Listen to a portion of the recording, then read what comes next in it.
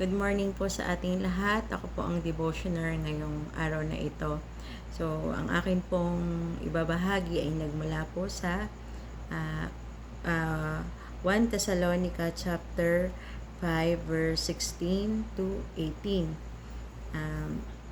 Ang sabi po dito, Magalak kayong palagi kayong manalangin, verse 18, at magpasalamat kayo sa Diyos sa lahat ng pagkakataon sapagkat ito ang kalooban ng Diyos para sa inyo, sa inyong pakikipag-isa kay Kristo.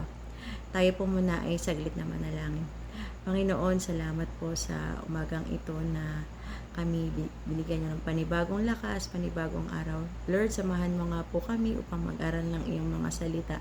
Nawa po, Lord, ang iyong mga salita ay aming may sa pamuhay at magamit sa aming pang-araw-araw na buhay. Salamat po, Lord, sa iyo po namin pinagkakatiwala ang lahat ng ito sa pangalan ni Jesus. Amen. So, ayun nga po, ang aking pong pinamagatan ko po itong be prayerful and be grateful. Sabi po sa English, 1 Thessalonians chapter 5 verse 16 to 18. Sabi po dito, be joyful always. 17, pray at all times. 18, be thankful in all circumstances. This is what God wants from you in your life in union with Christ Jesus. Salamat po sa salita ng Panginoon. Yun nga po, sa panahon kasi ngayon, mahirap nang mamuhay. Bawat kilos natin, ang daming consequences. Ang mahal na mga mga bilihin. Parang pag doon lang tayo nag-focus, iisipin natin, parang mapapatanong tayo sa ating sarili, kaya ba natin to?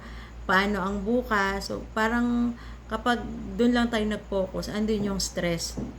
Andun yung stress na ang dami nating iisipin. So, paano kaya to? Lalo na kapag may mga estudyante, mga na nag-aaral, may mababaon ba ang ating mga anak or may panggastos ba tayo? Parang ganun. Parang pag doon lang tayo nag-focus, may stress lang tayo. Pero kapag tayo ay patuloy na nanalangin sa Panginoon, hindi tayo mangangamba or mag-iisip kung paano yung bukas, kung yung parang kung andun yung pananalangin natin, hindi tayo manghihina, parang ang isipin na lang natin, nandyan si Lord, ipro-provide niya lahat ng ating mga pangangailangan. So, sabi nga dun kanina sa binasa nating Bible verse na magpasalamat kayo sa Diyos sa lahat ng pagkakataon sapagkat ito yung kalooban ng Diyos para sa inyong pag-iisa kay Kristo Jesus. Ibig sabihin po nito, hindi lang tayo dapat sa blessings nagpapasalamat sa Panginoon, sa katagumpayan o sa kahit anumang achievements na meron tayo, or parang halimbawa nakabili tayo ng bagong bahay, nakabili tayo ng bagong sasakyan. Hindi lang dapat doon tayo nagpapasalamat sa Panginoon, kundi dapat nagpapasalamat din tayo kahit tayo nakakaranas ng pagsubok.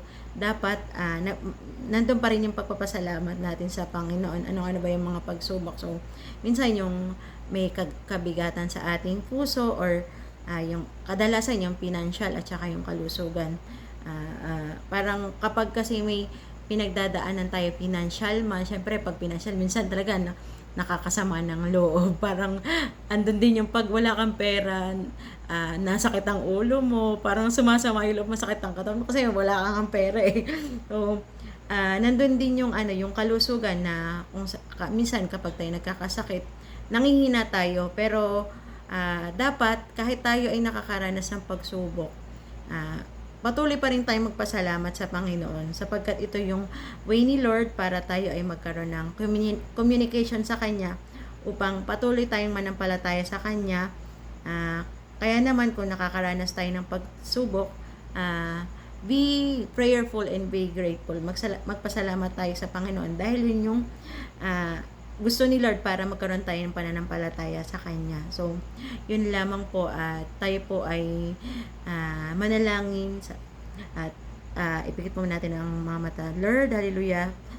Salamat po Lord sa oras na ito, sa mga salita na ipinagkaloob mo sa amin, na ipinaunawa mo sa amin na maging mapagpasalamat kami, maging be prayerful Panginoon, na nawa po Lord, patuloy na kami iyong ingatan at gabayan. Patuloy na iproprovide mo ang mga aming mga pangangailangan at kahit kami nakakaranas ng pagsubok, Panginoon, patuloy kami magpapasalamat sa iyo, Panginoon.